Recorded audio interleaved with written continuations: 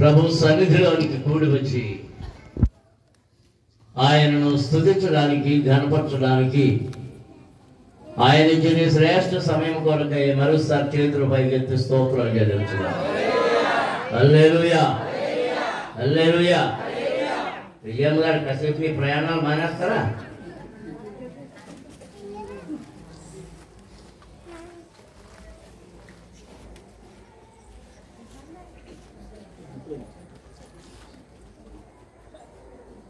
పాపం మా కాంతరాజు గారికి వాసన పోతలేదు. పోయిన సంవత్సరం కూడా చెప్పినట్టున్నా అలవాటు. గంగిరెద్దు చూడండి, ఇదివరకు పూర్వకాలం మున్సిపాలిటీ చెత్త పట్టుకెళ్ళే బళ్ళు ఉండేవి. ఆ ఎడ్డు కట్టిన తర్వాత ఆ బండి ఏం చేసేదంటే ఆ ఎద్దు కన్నా వెళ్ళిపోయి కుప్ప ఎక్కడ ఉంటే అక్కడ ఆగిపోయింది. దానికి అలవాటు. డిసెంబర్ అనేటప్పటికి ఏం అలవాటు అయిపోయిందంటే అందరికీ అక్క ఏది ఎక్క ఏం అలవాటు అయిపోయింది? కిస్మిస్ అలవాటు అయిపోయింది.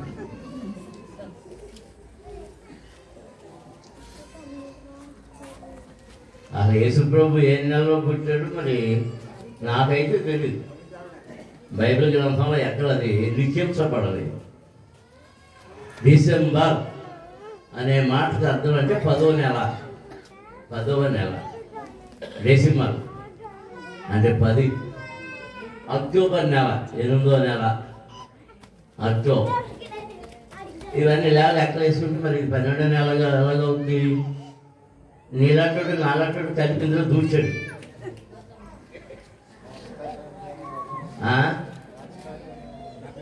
అన్నాడు అరిస్టాటిల్ అన్నవాడు దూర్చాడట. అది నాకు తెలవదు.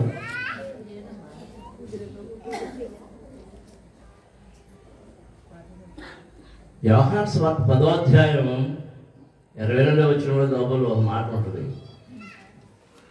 యేసు ప్రభు పండగకి వెళ్ళాడు యెరూషలేము. అదేం పండుగట? ఆలయ ప్రతిష్టత పండుగ. ఏం పండుగ? అండ్ ప్రసాద్ గారు ఏం పండుగ?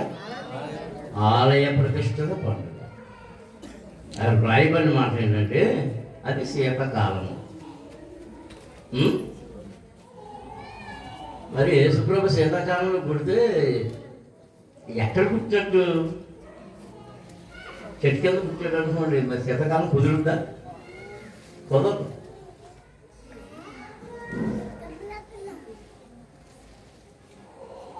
వాళ్ళకి ఎందుకు స్థానం లేదు సత్రంలో? పురుడు వచ్చిన వాళ్ళు ఎవరు జనం మధ్య ఉండడానికి వీల్లేదు, అపవిత్రత.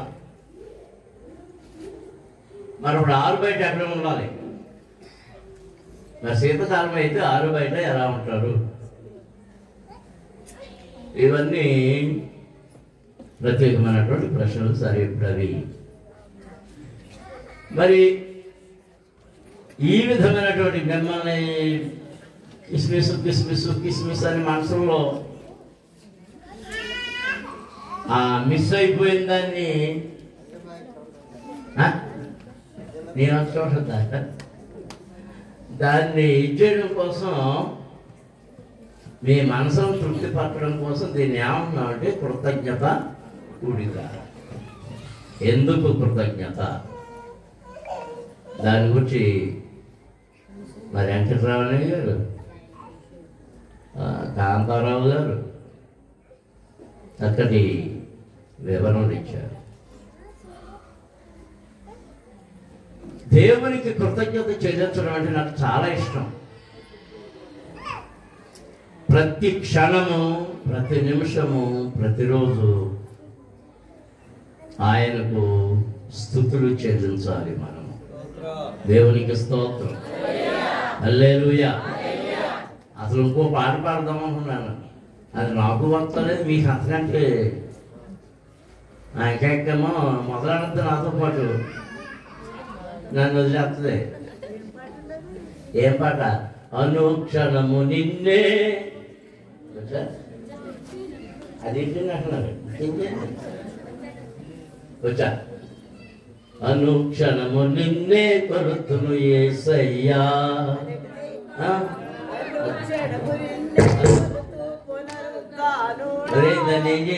దాన్ని ఏం చేసినా అది చూసారు. నాకు రాదన్నా. ఏం చేయాలి మనం? అనుక్షణము ఆయనను కొలవాలి.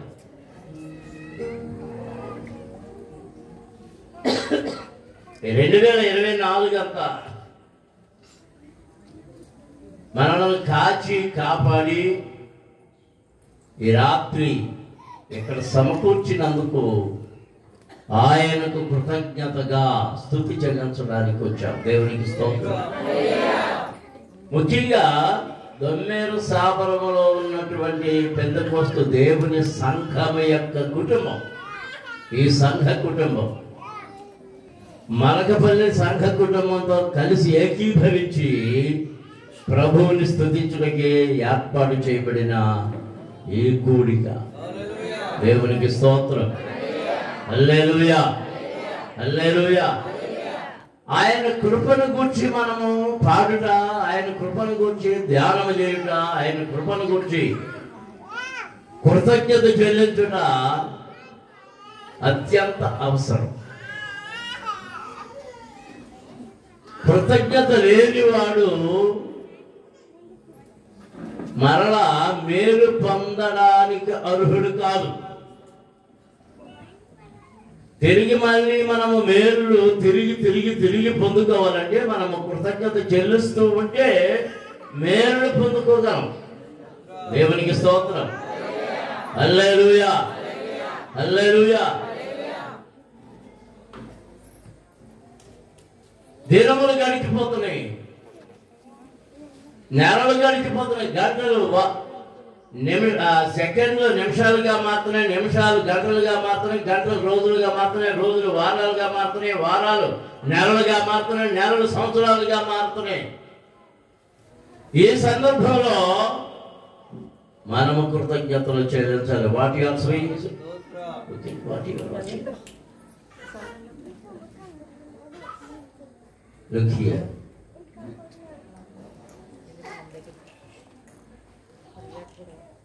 నాకు ఇంజనీర్లు ఉన్నారు, ఎవరో పేదలు ఉన్నారు. ఏంటి ప్రయోజనం లేకపోతే ఇంకా డిగ్రీలు చేసేవాళ్ళు ఉన్నారు. ఏమన్నా చెప్తా వాక్యం ఏమండి ఇంజనీర్ అమ్మా నాకు తర్వాత చూద్దుగా.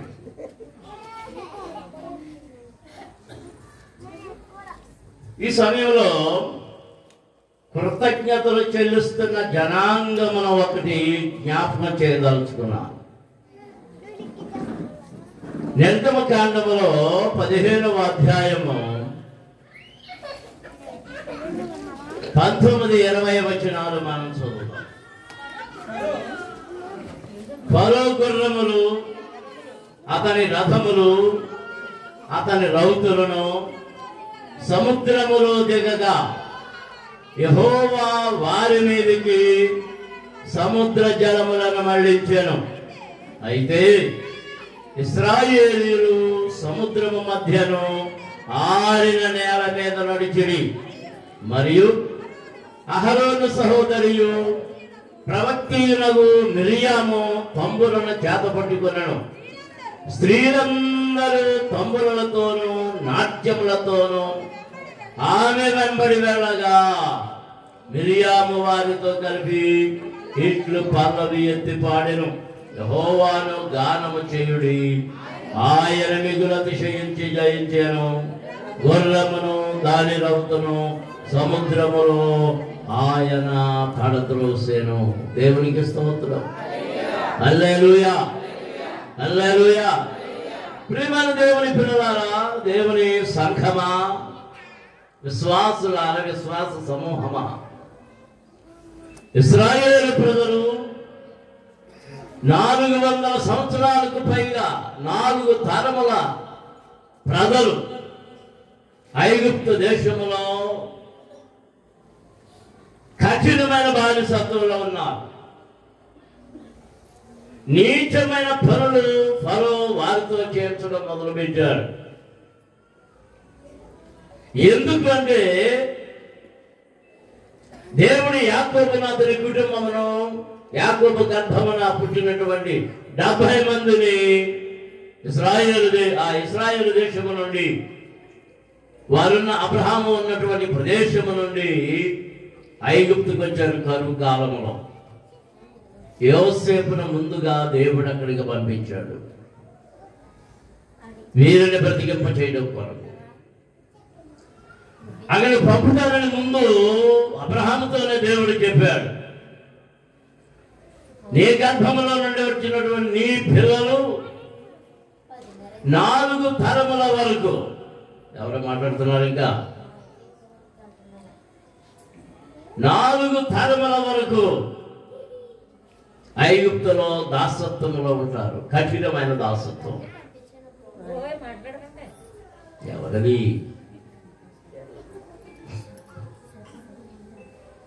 కఠినమైన దాసత్వంలో ఉంటారు. అందుచేత ఆయన చెప్పిన దానిని నెరవేర్చడం కొరకు దేవుడు యోసేపును ముందుగా పంపించి వారికి అక్కడ స్థలాన్ని సిద్ధపరిచాడు. దేవునికి స్తోత్రం. దేవుడు నిన్ను శ్రమలోనికి పంపించినా, శోధనలోనికి పంపించినా, ఎక్కడికి పంపించినా ఆయన నీకు తోడుగా ఉండడం కొరకు నీకు ముందుగా ఒకరిని పంపించి నీ కొరకు స్థలాన్ని అన్నిటినీ సిద్ధం చేస్తాడు. దేవునికి స్తోత్రం. హల్లెలూయా, హల్లెలూయా. అలాగే వెళ్ళిన యాకోబు కుటుంబం విస్తరించడం ప్రారంభించింది. యెహోవా వారిని ఆశీర్వదించగా వారు అధిక సంతానాభివృద్ధి నొందిరి. అధిక సంతానాభివృద్ధి నొందిరి. ఐగుప్తుల కంటే ఇశ్రాయేలు యొక్క సంతానము అభివృద్ధి అవ్వడం ప్రారంభించింది. ఎంతగా అంటే అక్కడ ఉన్నటువంటి ఐగుప్తులు భయపడ్డారు. విస్తరించేస్తున్నారు.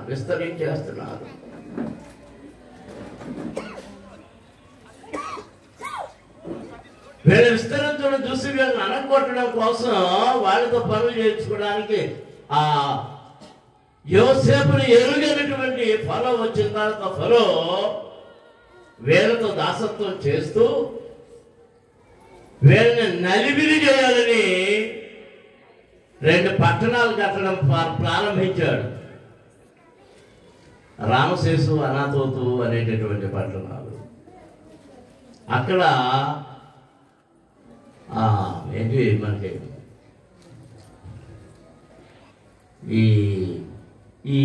ఈ పనులు 10 పనులు చేస్తే ఏమిస్తున్నారు? కూలిస్తున్నారు. ఇది వరకు ఏమిచ్చేవారు?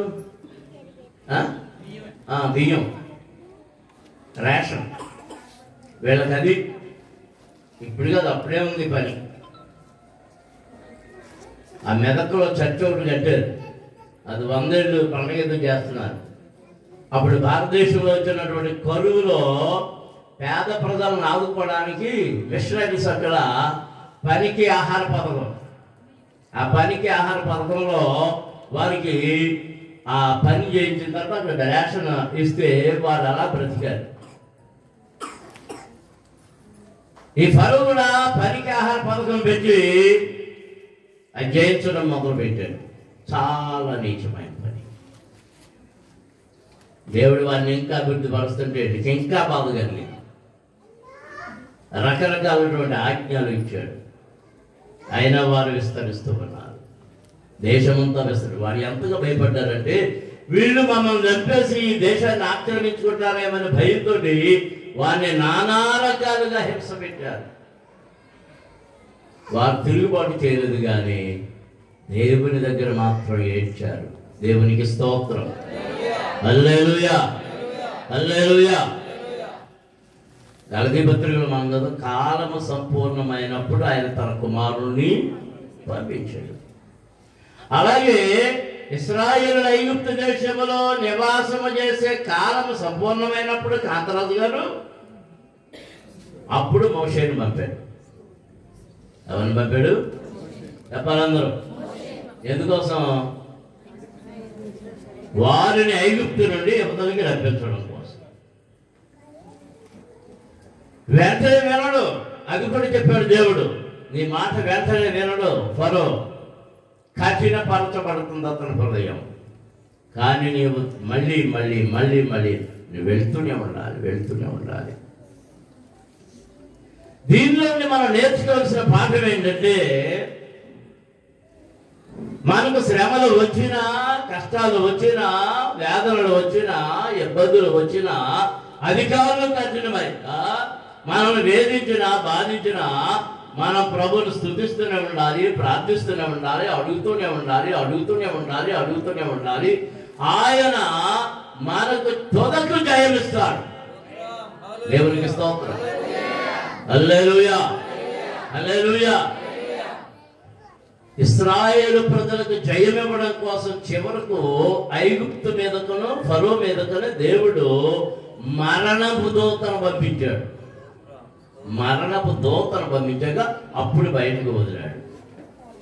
ఇశ్రాయేలుకు ఏమడిగాడంటే, ఏమడగమన్నాడంటే, మేము అరణ్యంలోనికి వెళ్ళి 3 రోజుల దూరం అంత ప్రయాణం చేసి 3 రోజులు ప్రయాణం చేస్తాం.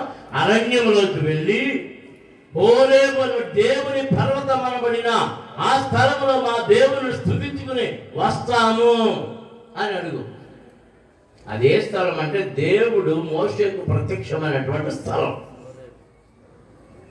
ఎక్కడ ప్రత్యక్షమయ్యాడో అక్కడికి వచ్చి నన్ను ఆరాధించండి, అక్కడికి వెళ్ళి ఆరాధించుకుని వస్తామని చెప్పాడు కండి అన్నాడు.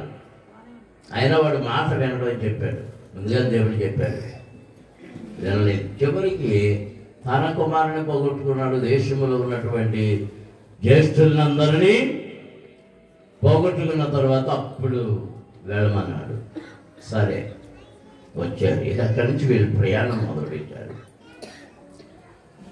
3 రోజులు అయిపోయిన తర్వాత, కొద్ది రోజులు అయిపోయిన తర్వాత వాళ్ళు తిరిగి రాకపోవడం చూసి పరిగెత్తుకెళ్ళి కొంతమంది చెప్తున్నారు, అయ్యా వాళ్ళు వెళ్ళిపోతున్నారు, తిరిగి రారిక అంటున్నప్పుడు వీళ్ళకి పనిచేసేవాళ్ళు లేరు, ఇంట్లో పనులు దొరకడం లేదు, కట్టేవాళ్ళు దొరకడం లేదు, తాపి మేస్తులు దొరకడం లేదు, ఆడ దొరకడం లేదు, ఈడ దొరకడం లేదు. కనుక వెళ్ళి వాళ్ళు తీసుకురండి అని సైన్యాన్ని పంపించాడు. వాళ్ళు సంతోషంగా పాటలు పాడుకుంటూ వెళ్ళిపోతున్నారు.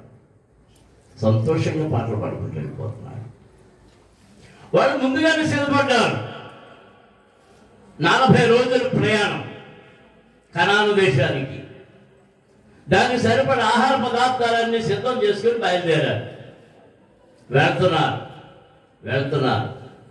సరిగ్గా ఎర్ర సముద్రం దగ్గరకు వచ్చేటప్పటికి వాళ్ళకి ఏం వినపడుతుంది? వెనకాల నుంచి ఫరో యొక్క సైన్యముల ఆ రథాల చప్పుడు, గుర్రపు గిట్టల చప్పుడు వినపడ్డం మొదలుపెట్టి, నాలోటి ఒకటి మొదలు, అమ్మ బాబు ఇంకేమందరూ వచ్చేస్తున్నారు అన్నాడు. 100 మంది ధైర్యవంతుల మధ్యలో ఒక్క పిరికోడు ఉంటేనంట ఈ 100 మంది ఏమైపోతాడు? ఏముంది ఏమంటుంటే అంటుంటాడు.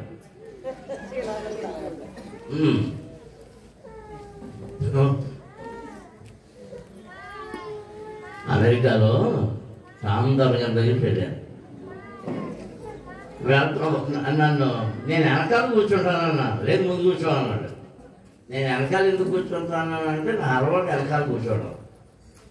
ఇంకో అలవాటు ఏంటంటే ఆ డ్రైవర్కి చెప్పడం, స్పీడ్గా వెళ్ళొద్దు అని. కొంతమంది మీకు తెలుసు. వెళ్ళిపోతున్న కారులోను గమ్ముకుని ఎవడో వచ్చినట్టు అనిపించింది అన్నాను నేను. ఈయన పడ్డాడు, ఎవరు దొరగారు పడి క్షణం లేకేసాడు. అన్నాను, ఏం వచ్చింది కదా అన్నాను. బాబు నేను వెనకాల కూర్చుంటాను, ముందు కూర్చుంటే ఉంటుంది అన్నాను. సరిపో అన్నాడు. నా పిలికాన్ని ఏం చేసింది? ఆయన కంటే ఇచ్చింది.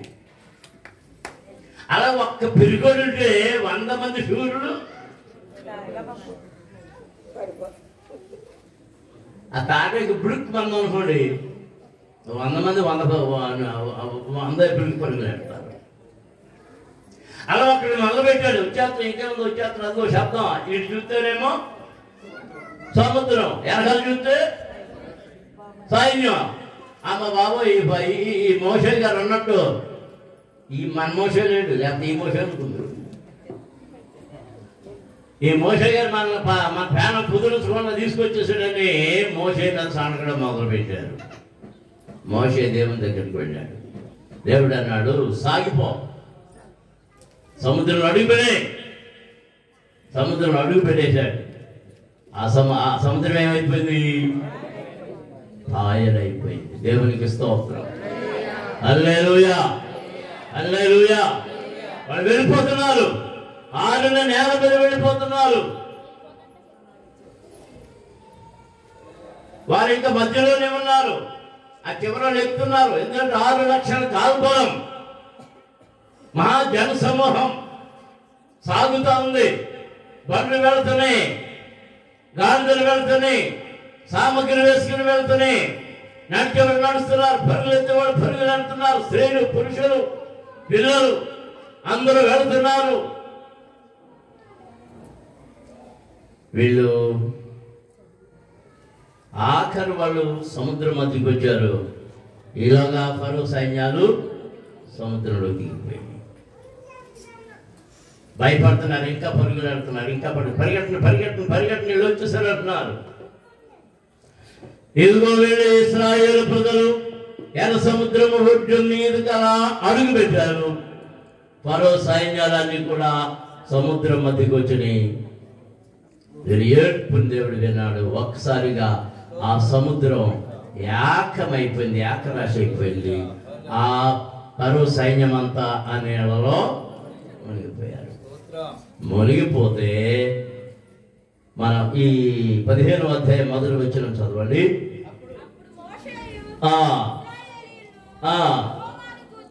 అప్పుడు మోషేయు ఇశ్రాయేలును యెహోవాను గూర్చి ఈ కీర్తన పాడిరి. యెహోవాను గూర్చి గానము చేసింది. యెహోవాను గానము చేసేదము ఏకముగా మనకు రక్షకుడాయని ఆయన మహిమ భావితము ఆయనతో ఆనందితము ఆయాది దేవుడు మనతో యోగాసురుడి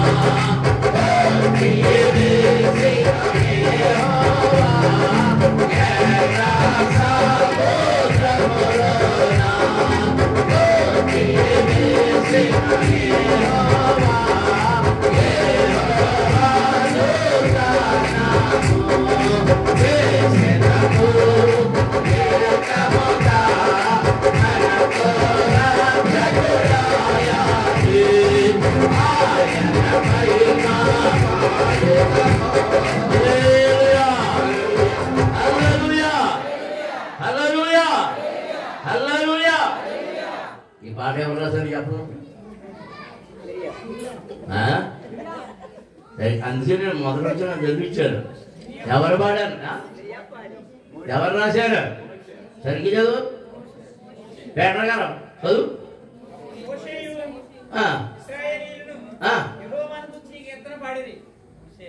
మరే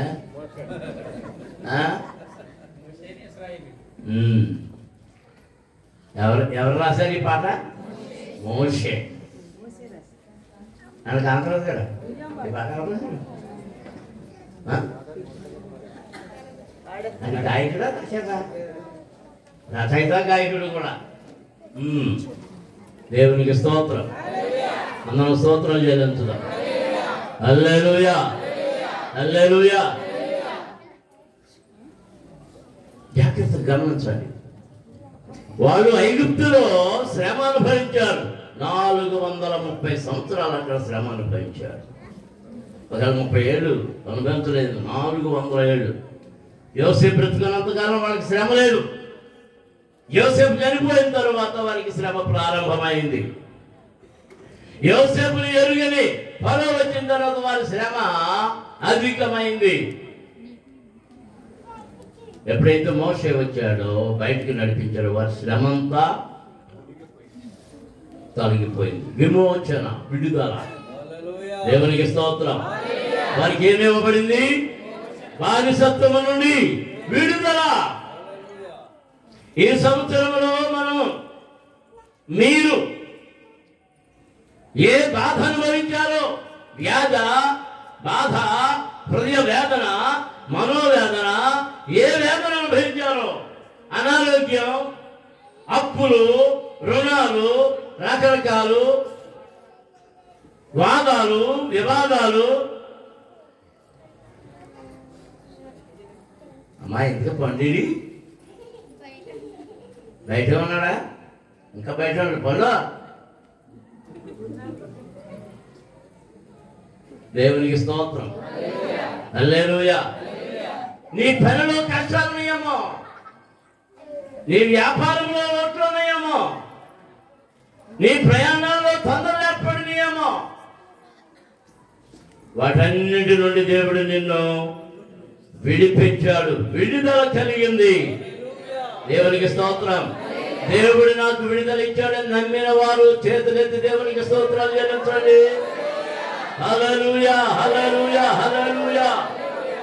ఐగుప్తు అనబడిన బానిసత్వము నుండి మన హృదయం బానిసత్వం ఉండిపోయింది. వేదన అనే బానిసత్వం, దుఃఖం అనే బానిసత్వం, శోధన అనే బానిసత్వం, వాటి నుండి దేవుడు విడిపించాడు కనుక మనము ఆయనకు కృతజ్ఞత చెల్లించవలసి ఉన్నది. దేవునికి స్తోత్రం. హల్లెలూయా, హల్లెలూయా, హల్లెలూయా. రాత్రులు నీకు సుఖంగా నిద్ర పట్టించినందుకు దేవునికి స్తోత్రాలు చెల్లించాలి. హల్లెలూయా. కొంతమంది నిద్ర అంటాం. రాత్రి నాకు దాదాపు 2:30, 3 ఆ టైం మెలకు వచ్చేసింది. ఇక అక్కడి నుంచి నా తెప్పలు చూడండి. నా పిల్లలకి ఫోన్లు చేయాలనుకున్నా ఆ రాత్రి అప్పుడు ఫోన్ చేస్తే వాళ్ళు ఎక్కడ గడిచిపోతారో అని ఏవేవో ఆలోచనలతో ఎక్కడ బయట కూర్చుంటారా? అక్కడ పెట్టినా ఈ పూట వేసి అక్కడ పెట్టుకున్నారా? దేవునికి స్తోత్రం. హల్లెలూయా. మరి మన పండు పూర్తిగా ప్రతి ఆదివారం గుళ్ళు ఉండేటట్టు పాలన చేయాలి మనం. వచ్చాడు ఆ పనులాగా చక్క పెట్టుకుంటాడు. గొలుసులు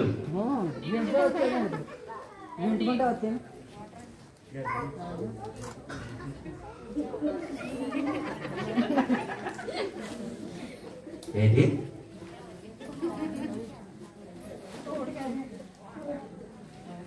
దేవునికి స్తోత్రం. హల్లెలూయా, హల్లెలూయా. ఇశ్రాయేలు ప్రజలకు ఎలాగ విడుదల కలిగిందో మన జీవితాల్లో అనేకమైన సమస్యల నుండి దేవుడు మనలను విడిపించాడు. విడుదల విడుదల విడుదల విడుదల సంవత్సరం మనకు హితవత్సరం. దేవునికి స్తోత్రం.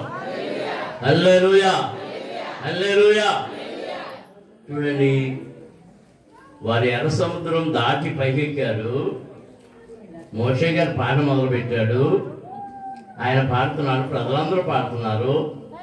ఇక్కడ ఉమెన్ టీమ్ మొదలెట్టింది మళ్ళీ. మిరియమ్మ గారు, ఆవిడతో ఒక్కరు కాదు, అమ్మగారు లేచినప్పుడు నీ అందరూ లేచిపోతారు, మమ్మల్ని పక్కనే చేస్తారు.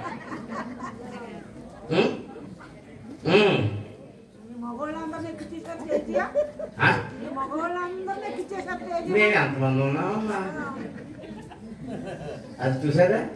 మా నాన్నగారు మీరు పాట పాడినందుకు ఎంత కుడి వచ్చేసి ఇప్పుడు పాడిద్దాం ఎంత కుడి పడిపోతారా? లేదు, ఇచ్చేస్తున్నారు కలవది. దేవునికి స్తోత్రం. ఇప్పుడు మిరియం ఏం చేసిందట? తంబుర చేత పట్టుకొని, తంబుర అంటే తంబరు ఎలా ఉంటుంది? గోళ్ళంతా ఆ తంబుర చేత పుచ్చుకొని, అంటే వాయిద్యాలు కూడా ఉన్నాయి. తంబులు ఎవరి దగ్గర ఉంటాయి? అరికెట్ చెప్పండి, భుజం మీద ఉంటాయి. అంటే భుజం మీద పెట్టుకొని వాయించుకుంటా ఏం చేస్తుందంటే ఇక నాట్యమాడుతూ, ఏం చేస్తూ? నాట్యమాడుతూ. ఎందుకు నాట్యం వచ్చింది? ఎందుకు నాట్యం వచ్చింది? విడుదల కలిగింది. అక్కడ విడుదల కలిగిందంటే ఇక్కడ మరణ భయము, ఈ మరణ భయం నుండి విడుదల కలిగింది. మరణ భయము మనతో చచ్చిపోయింది. దేవునికి స్తోత్రం. హల్లెలూయా హల్లెలూయా హల్లెలూయా. అందుచేత స్తుతిస్తూ నాట్యమాడుతూ సాగిపోతుంటే మళ్ళీ ఇంకోటి ఎదురొచ్చింది. మనం సంతోషం పొందినప్పుడు శోధన ఎదురొస్తుంది. శోధన దాటిన తర్వాత ఆనందం వస్తుంది. ఆనందంలో గంతులు ఎక్కేసాం అనుకోండి, మళ్ళీ ఏ గొప్ప తగులు. ఇది దాటి ఆనందం పాడుకుంటా, ఆనంద గీతాలు పాడుకుంటా, ఆనందం మహానందం అనుకుంటా పాడుతూ వెళ్తుంటే మంచిని తాగుదామని ఎక్కడో దిగితే అక్కడ నీళ్ళన్నీ ఎలా ఉన్నాయంట? ఇప్పుడు ఎక్కడ మళ్ళీ మొదలైంది. ఏం మొదలైంది? గోనుగుడు గోనుగుడు. నీళ్ళు నీళ్ళు దాటిపోయాం, నీళ్ళే నీళ్ళే నీళ్ళే నీళ్ళే. అలా ఆడ చేతుల్లో కావలేదు, సముద్రంలో కావలేదు, ఎక్కడికి వచ్చావు? నీళ్లు నీళ్లు నీళ్లు నీళ్లు. నాలుగు పెడస కట్టుకుపోతుంది. నీళ్లు నీళ్లు నీళ్లు. దేవునికి స్తోత్రం. ఆ నీళ్ళు ఏమైపోయినాయి? మళ్ళీ మధురములాయ. మారాను జలము మార్చినాడు, మారాను మధురముగా మార్చినాడు. పండాను పగులాగొట్టిగా పెట్టెను, పండాను పగులాగొట్టిగా పెట్టెను.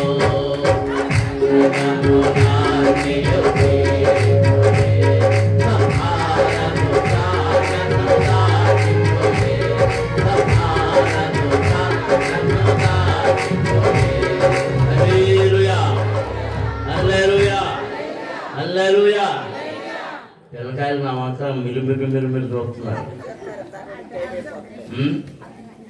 మనం ఎందుకు కృతజ్ఞత చెల్లించాలి చెప్పండి? అరే పిల్లకాయలు మీరు ఎందుకు కృతజ్ఞత చెల్లించాలి? పాటగా ప్రసంగం తొందరగా ముగించేసింది. ప్రసంగం జయమనరా. దేవునికి స్తోత్రం. హల్లెలూయా. ఆయన చేసిన మేళ్ళన్నిటికీ మనం స్తుతి చెల్లించాలి. ఒకవేళ మనకు ఇబ్బందులు ఎదురైనా, కరువులు ఎదురైనా, మరి ఏది ఎదురైనా కానీ ఆ ఇబ్బందుల్లో కూడా మనం సజీవులుగా ఉంచినందుకై ఆయనకు స్తుతి చెల్లించాలి. దేవునికి స్తోత్రం. హల్లెలూయా. కనుక ఇంకెన్ని రోజులు ఉంది మన ముందు? 5 రోజులు, అంతేనా? 26వ తారీఖు 5 రోజులు. ఈ 5 రోజుల లోపల ఎంతగా కృతజ్ఞత చెల్లించాలో అంతగాను కృతజ్ఞతలు చెల్లించుకుంటూ స్తుతి యాగములు అర్పించుకుంటూ నూతన సంవత్సరంలో ప్రవేశించి నూతన ఆశీర్వాదాలన్నీ మనం బొట్టల్లో వేసుకొని నెత్తి మీద గంపలో వేసుకొని సాగిపోదాం. దేవుడి మిమ్మల్ని దీవించునుగా. చిన్న ప్రార్థన చేసుకుందాం. కళ్ళు మూసుకొని స్తోత్రాలు చెల్లించుదాం. హల్లెలూయా, హల్లెలూయా, హల్లెలూయా, హల్లెలూయా, హల్లెలూయా, హల్లెలూయా. పరమ తండ్రి, పరిశుద్ధ ప్రభువా, జీవాధిపతి నీకు స్తోత్రములు. ఎంతవరకు ఈ కోరికను జయకరములు జరిగించినందుకు నీకు స్తోత్రములు నాయన. చిన్న పిల్లలు మీ నామమును స్తుతిస్తూ మహిమపరుస్తూ వారు పాటలు పాడుతూ స్కిట్స్ వేస్తూ నాట్యమాడుతుండగా మీ నామమును మహిమపరుచుకోనండి.